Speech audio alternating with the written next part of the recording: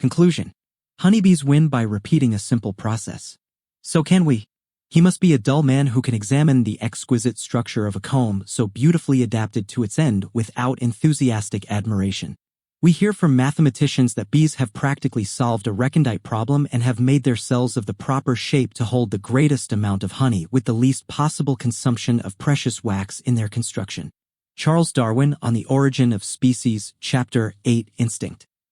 Your goal as an investor should simply be to purchase, at a rational price, a part interest in an easily understandable business whose earnings are virtually certain to be materially higher 5, 10, and 20 years from now. Over time, you will find only a few companies that meet these standards, so when you see one that qualifies, you should buy a meaningful amount of stock. You must also resist the temptation to stray from your guidelines. Warren Buffett, Annual Letter to Shareholders, 1996. We started our journey with bumblebees, so it's only fair that we end with honeybees. Making sense of an uncertain world. The field of biology, particularly evolutionary biology, took a giant leap forward in 1953 with one of the most significant discoveries of the 20th century, the molecular structure of DNA. This Nobel Prize-winning effort of Watson and Crick unraveled the mystery of how genetic information is encoded and transmitted through the double helix. Or did it? Even decades after this seminal event, scientists do not agree on the definition of what constitutes a gene. We are endowed with 22,500 genes. Some scientists think that less than 2% are helpful, whereas others assert that more than 50% are. As a result, we do not know what most of our DNA, comprising more than 6 billion letters, does. More surprisingly, even when there is agreement on the function of a particular bit of DNA, it is still a mystery how this DNA translates into a phenotype or observable trait. The plain truth is that despite hundreds of millions of dollars being spent every year by dedicated researchers globally, we don't understand how evolution works at the molecular level. And this is a good, great thing. It allows scientists to ask the right questions to explore the unknown further. Most scientific articles in biology discuss what has been discovered or proposed and what further questions or doubts should be explored. Unfortunately, it appears that these researchers never get to a definitive answer to any question. The best they do, and boy, do they do it well, is to raise even more questions. As investors, we are supposed to have deep insights into our companies and industries. We are required to understand the business of the companies we invest in with the implicit assumption that the individual who can comprehend a business better will become a better investor. Of course, we are also required to answer all the questions anyone might pose on the businesses we have invested in. But the problem is that if brilliant biologists are still struggling to unravel the mysteries of a lowly, discrete, organic molecule after 70 years of research, how can we think that an entity as amorphous as a company can be analyzed by investors in 70 days or even 700? A consistent pattern was present throughout all 10 chapters of this book. Did you detect it? Our entire investment approach at Nalanda admits to, and hence compensates for, our profound ignorance. We avoid many categories of risks because of the wide range of possible outcomes in these situations. We invest only in exceptional businesses because most businesses fail and we want to reduce uncertainty. We buy at an attractive valuation because, while we don't know what will go wrong, we assume that something will. We rarely buy and sell even more rarely because every activity may have unintended consequences we can't foresee. In this complex, unknowable, and uncertain world, we are not trying to make the best investments since we are in the dark about most things. We don't know what the best investment would be. Instead, we are simply trying to invest well. These are very different ways of investing and lead to radically different investment models. Our model, that of investing well, tries to achieve just one objective amid uncertainty: increase the predictive accuracy of our investments. How have we done this? By emulating honeybees. She dances her way to eternal success. Apis mellifera, the honeybee weighing 1/10 of a gram, has existed for 30 million years. She has faced multiple ice ages, thousands of environmental catastrophes, an unending stream of macro and microscopic predators, and the arrival of the most destructive beings in the history of the planet, Homo sapiens. The most consequential decision in the life of honeybees is the choice of their home. I call it a decision because that is what it is. It seems to follow a process. It can take many hours or even days, and every honeybee in the colony appears to have a say. Unlike eating, mating, or fighting, choosing a home appears to be a deliberate and thoughtful process for honeybees. Let me explain.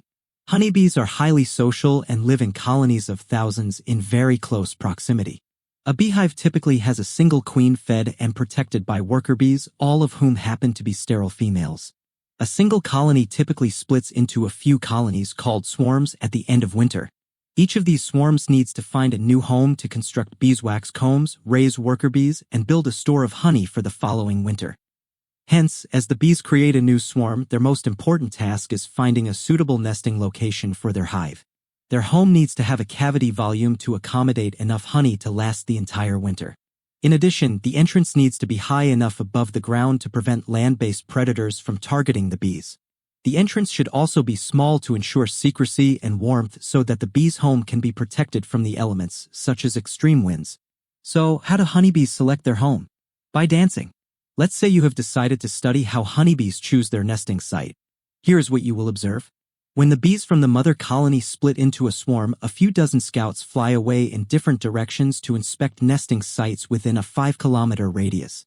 When a scout encounters an attractive site, she returns to the swarm and performs a waggle dance to communicate the site's distance, direction, and quality to her sisters. The males are lazy bums and don't do any work. Their only job is to impregnate the queen. The duration of the dance is proportional to the distance to the new site. The angle at which the bee waggles represents the angle of the outward run relative to the sun, and the vigorousness of the waggle, the number of dance circuits, denotes the quality of the new site. Since the scouts have flown over a large area, they advertise many widely separated locations to their hive mates. The honeybees in the swarm follow the lead of various scouts to check out the widely dispersed sites and return to the swarm to perform their waggle dance. Thus, initially, the scouts advertise several possible nesting sites, seemingly trying to recruit their hive mates to each of the chosen sites in what appears to be a quite chaotic scene. However, after a few hours or days, all of the bees begin to dance in favor of just one location. Once a consensus has been established, the swarm flies to the chosen location. But, of course, the bees don't have a leader. The queen bee is just a reproduction machine and is entirely dependent on the worker bees for her food and welfare. So you will rightly conclude that the choice of nesting site is accomplished through a democratic process in which all the honeybees have participated. Once you have observed this phenomenon, here are some of the questions you will probably ask. How does this democratic process of building almost 100% consensus work? How does dancing lead to consensus over time? Do the bees reach the right decision? Is this decision-making a simple or complex process? Let's proceed step by step. As I mentioned earlier, honeybees need to select a high-quality dwelling place to ensure their survival. But what is not apparent is that if they are given a choice of multiple high-quality sites, they will almost always choose the best possible site. Good enough is not acceptable to these discerning bees. When scientists artificially create a number of good nesting sites within the flying range of honeybees, they find that the bees almost always converge on the best possible site. Even more surprisingly, the bees seldom find the best nesting site first.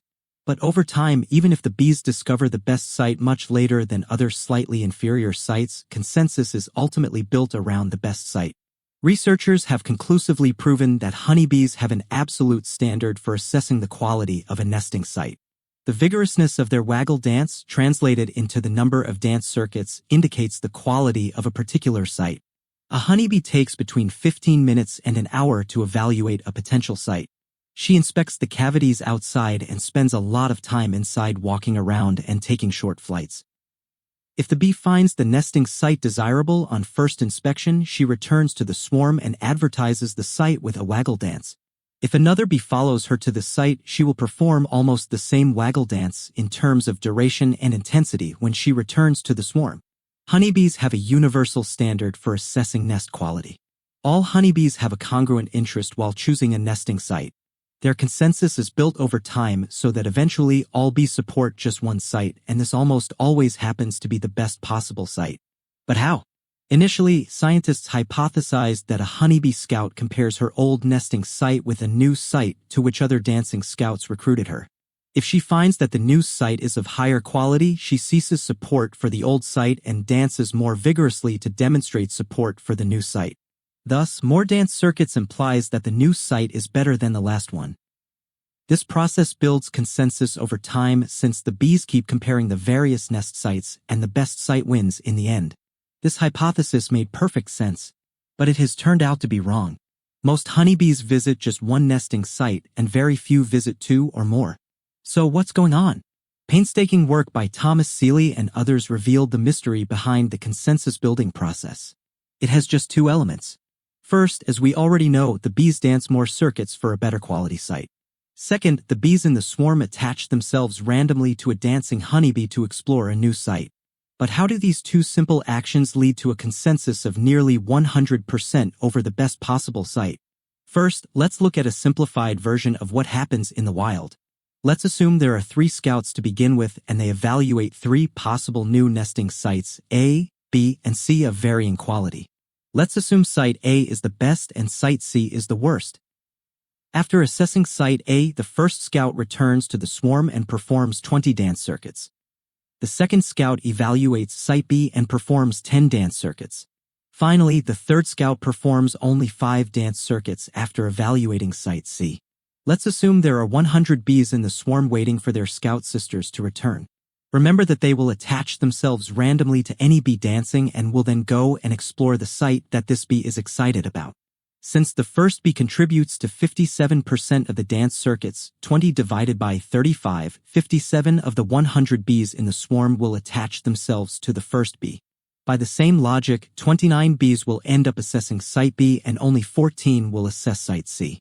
What happens when these 100 bees return to the swarm?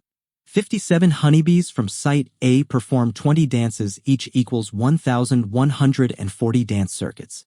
29 honeybees from site B perform 10 dances, each equals 290 dance circuits. 14 honeybees from site C perform 5 dances, each equals 70 dance circuits. Thus, site A now contributes 76%, 1,140 divided by 1,500 of the total number of dance circuits performed by the bees compared to 57% in the first round. In the next round, the bees attach themselves randomly to any of their dancing sisters. And so, 76% of the waiting bees will go and explore site A. If this process keeps going, you can see that the support for the best site A will keep increasing exponentially in the third round. Following the same logic, support for site A will increase to 88%. Until almost all the bees are supporting only site A. Are you as gobsmacked as I was when I first read about this process? Do you see what has happened here?